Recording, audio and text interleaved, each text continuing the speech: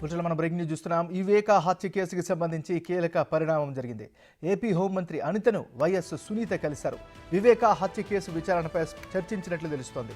దర్యాప్తు కీలక దశలో ఉన్న సమయంలో వైఎస్ సునీత హోంమంత్రి అనితను కలవడంపై చర్చ మొదలైంది. వివేకా హత్య కేసులో త్వరలోనే అన్ని విషయాలు బయటకు వస్తాయని ఇటీవల అసెంబ్లీ వేదికగా సీఎం చంద్రబాబు వ్యాఖ్యానించారు. ఈ క్రమంలో వీరి భేటీకి ప్రాధాన్యత సంతరించుకుంది.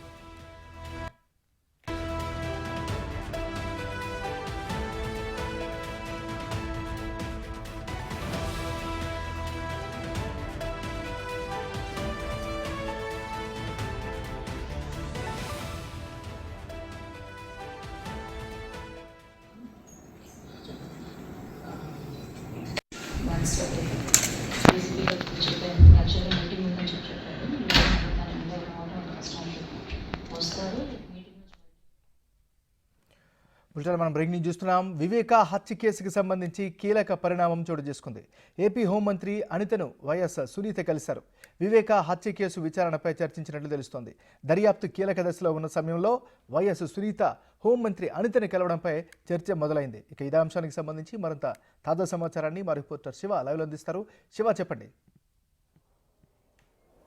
రైట్ నాగరాజు, మొత్తం మీద చూసుకుంటే ఏదైతే 2019, 2024 ఎన్నికల్లో అప్పటి అధికార పక్షం తర్వాత అధికార పక్షం రెండు అధికార పక్షాలని ఓటమికి కీలకమైన పాత్ర పోషించిన అంశం వివేకా హత్య కేసు. సో ఈ హత్య కేసుకు సంబంధించి కూడా గత 5 సంవత్సరాల కాలంగా కూడా శరవేగంగా దర్యాప్తు జరగాల్సిన పరిస్థితి కనిపించింది. కానీ అప్పటి అధికార పార్టీ నేతల అండదండలతో కేసు పూర్తి స్థాయిలో నీరుగారిపోయింది. అనేక అంశాలకు సంబంధించి వివేక కుమార్తె సునీతారెడ్డి ఇటు హైకోర్టులో పోరాటం చేయటం, అటు కేంద్రాన్ని ఇటు ఎంపీలని రకరకాలుగా ప్రయత్నాలు చేసి తనకి న్యాయం చేయాలని చెప్పి కూడా కోరిన పరిస్థితి కనిపించింది.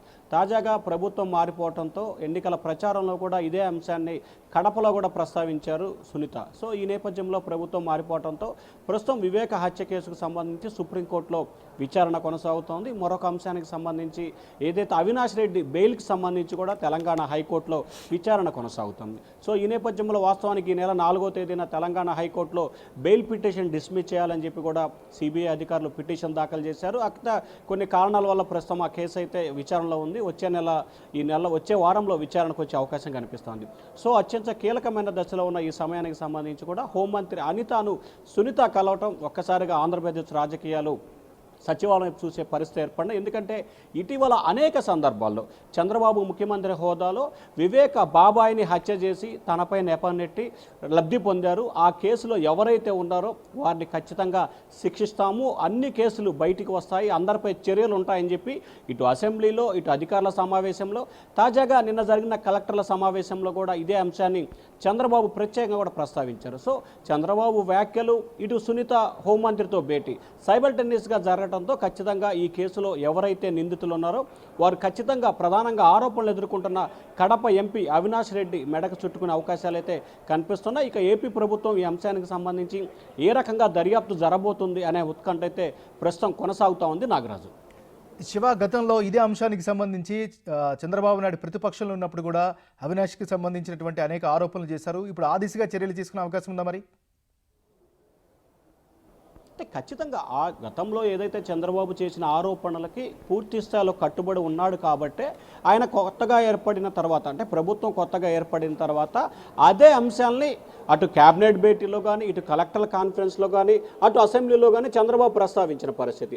సో ఈ నేపథ్యంలోనే కడప జిల్లాకు సంబంధించి కొంతమంది పోలీసు అధికారులపై కేసు నమోదు చేయడం, సిబిఐ అధికారులపై కడప జిల్లా పోలీసులు కేసు నమోదు చేయడం, వీటన్నిటిని కూడా సమగ్రమైన రీతిలో దర్యాప్తు చేయాలని చెప్పి ప్రభుత్వం ఆలోచన చేస్తూ ఉంది.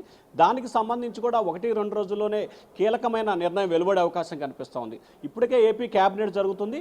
క్యాబినెట్ భేటీకి ముందే సునీత హోంమంత్రి అనితతో భేటీ అవడం, ఖచ్చితంగా ఈ అంశానికి సంబంధించి కూడా క్యాబినెట్ భేటీలో అనిత చంద్రబాబు దృష్టికి తీసుకెళ్లే అవకాశాలు అయితే కనిపిస్తున్నాయి. ఈ కేసులో ఎవరైతే ఉన్నారో తద్వారా విచారణ చేపట్టి తమకి న్యాయం చేయాలని చెప్పి సునీత కోరినట్లు కూడా హోంమంత్రి శాఖ కార్యాలయం చెప్తా ఉంది. మరి ఈ అంశానికి సంబంధించి ప్రభుత్వం ఏ రకంగా ముందుకు వెళ్ళబోతుంది అనే ఉత్కంఠ అయితే కొనసాగుతూ ఉంది. Nagaraju, thank you Shiva.